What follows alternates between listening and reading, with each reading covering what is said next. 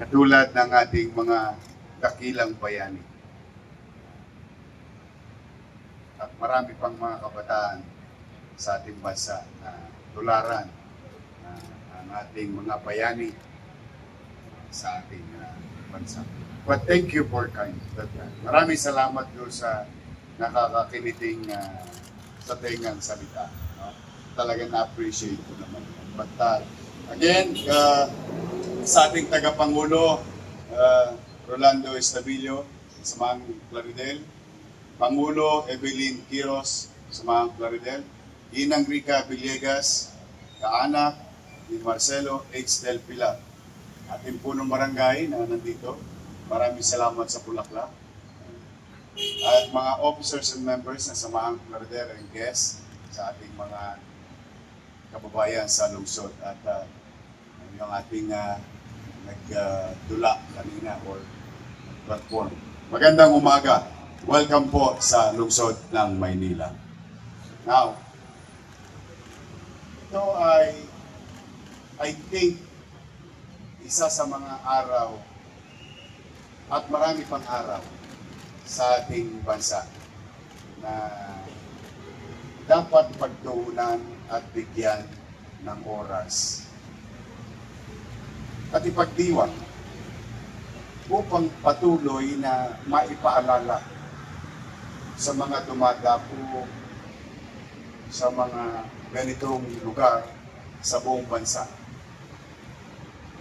na ang mga bato, bakal na itinatatag o rebulto na itinatatag ay hindi lamang isang bahagi ng disenyo ng lugar. Ang ating mga ninuno ginawa ang ganitong mga pagawaing bayan upang ipaalala sa mga susunod na henerasyon na kapag ikay nagbuti sa iyong kapwa, minahal ang iyong bayan, you will be immortalized by the next generation. Ito ay nagiging tanda ng alaala ng kabutihan ng ating mga ninuno na siya namang bagay, lalo na sa mga kabataan ngayon, na huwag makalimutan. Freedom is not free. Freedom comes with responsibility. Hindi po pwedeng ikinikipit palikat na lamang natin yung ating tinatamasang kalayaan sa pang-araw-araw na pamumuhay bilang tao at sa ating bansa bilang Pilipino. Ito'y may kakibat na responsibilidad. Katulad ng isang ordinaryong mamamayang sa Juan de la Cruz, mano ba naman sumunod ka sa mga simpleng alituntunin. Ito'y pagkilala na at pagiging responsable mamamayan tungo sa kaayos ng ating pamayanan. Kaya let us not, sa mga kabataan, let us not take it lightly. Maraming dumanak na dugo kung bakit tayo malaya ngayon. Yan ang huwag na pa. Kaya nga there was this, mayroong isang insidente nung first mayor ko. Mahilig kasi ako ikot ng ikot. Nakita ko yung rebulto, yung pig sa kanto ng Mungpig. Puro ekchas ng ibon, bote ng beer, and it's chaotic. Doon, simula nun, namulat ang isipan. Talaga na medyo nagpanting din ang ba't ganon? Ba't ganon natin ituring yung mga ganitong estatwa, bulto, na para bang baliwala na lang. O napasiyasa tuloy ako. Nakita ko na yung kahalagahang ibinigay niya sa revolusyon noong mga panahon na yun. Katulad ni Marcelo Extel. So ito sana ay maging normal na gawain sa buong bansa, sa bawat syudad, sa bawat mamamayan. Patuloy na natin kilalanin ang kagalingan at patuloy natin ipalaganap yung kagalingan ng ating mga ninuno. Now, pangalawa at panghuli,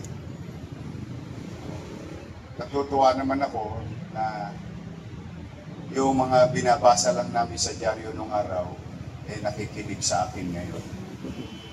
Can you imagine, no? Nung araw, siyempre, Law School of St. Andrews Field. Mababang paralan ng San Andres Bukid. Talagang hindi ako pinalad na karoon ng magulang na kaya ko papagaran. So the only way para matuto ako na matuto, magbasa na magbasa. Just so you know. Unti-unti, tinatama ko ng tinatama yung aking mga grammar sa wikang Banyaga, and I put it into practice para pag napanood ko yung sarili ko, shit, sapit.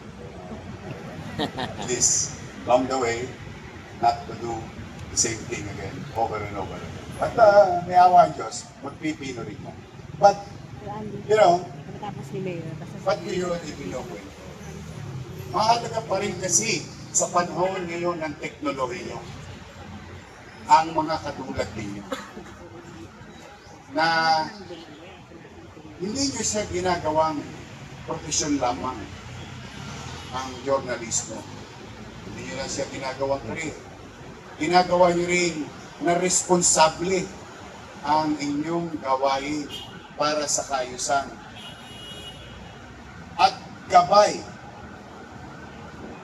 ang ating mamamayang nagbabasa ng inyong mga isinulat. Nowadays, mind you, ngayong oras na ito, habang kinikilala natin ang kagalingan ni Marcelo X. del Pilar, may ipinanganganak na media. Media daw siya. What you call self-proclaim. Puso ngayon ng mga self-proclaim limasin ko. Everyone can be so-called reporter ako. Media ako. Nawala na ng saysay. Para bang ang tao magkukubli sa isang icon or what you call beat technology and call himself a writer, herself a writer, pero nakakubli. Kasi ang tunay na mamamahayag, hindi naman kailangan magkubli sapagkat hindi mo naman ginagawa yan para siraan ang isang tao at magbigay ng fake at hindi totoong balita. Kaya sinabi ko siya, hindi nyo lang kinakargahan nyo pa sa inyong balikat ng responsibilidad ang mga bagay na ginagawa ninyo. Ngayon, limasin ko. Maya-maya nga, sabi ko sa inyo, baka may bagong account na naman. Balitang ganito. And there's so many noise. Lalong umiingay. What? I don't know.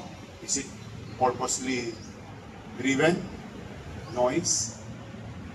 To confuse our people, to dilute yung palabnawin yung tunay na sitwasyon. And if I may borrow Marcos Aurelius said in a movie, are you not entertained? So, good thing that there is such organization like Plaridel na maaari pa rin namin at iba pang mga maayos na organisasyong journalismo na maaari pa rin puntahan takbuhan ng sino mang mamamayan na maaaring may magandang kwento o what you call social relevant story. Maaaring mga kwentong pwedeng kapulutan ng araw. Maaaring kwentong maisusulat na maging inspirasyon. At ang mga manunulat ay mga kilalang manunulat na hindi nagkukubli, walang ikinukubli sa kanilang pagkatao. And that's why I was kahapon nakakarap ko yung mga kabataan, mga leader kabataan sa Lyceum. And I told them, sabi ko, don't be disturbed by noise. You should know, if you're interested to a story, a person, or a situation, you have to dig deeper. Especially, mas lumala pa ngayon. In the last couple of months, pwede na pala ako maging journalist. A simple prompt in a computer, I can have anong tawag dito? Stories. Lalagyan ko lang ng kwento, mga 2 word, 3 words in a one line, and let the AI come up with, then with a pen name, tomorrow I'm a journalist.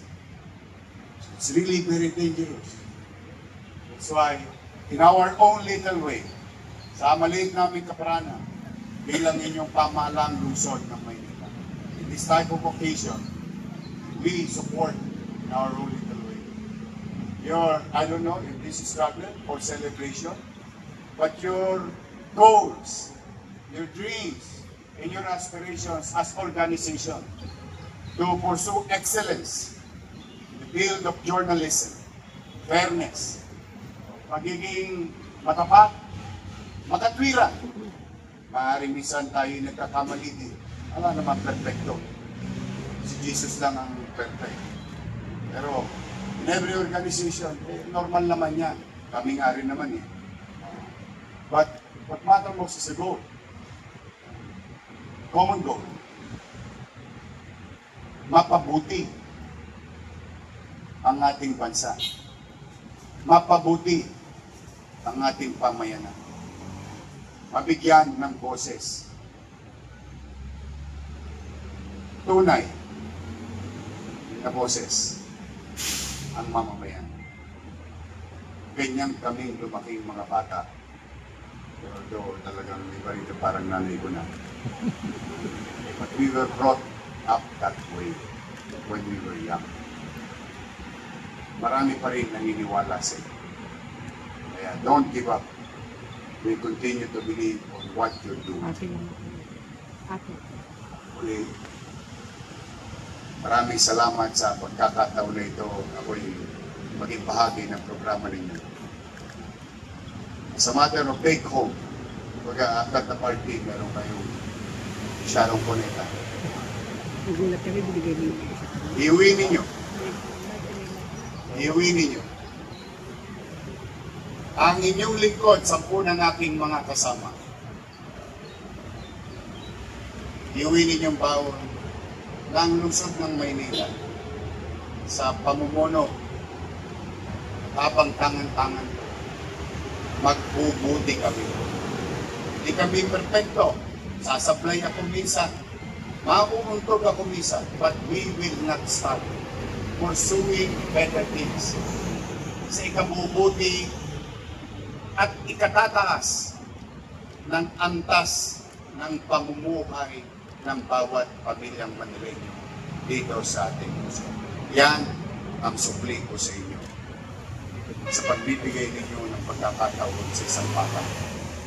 Magsipag-ingat kayo, inom kayo ng maraming vitamins, palakas kayo. Yung iba sa inyo para kumukunti na lang ang mga birthday.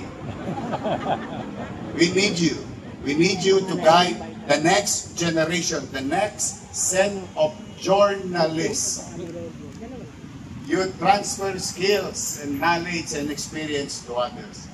That Claridel as organization will celebrate in the next 50 years of our life or maybe 100 years.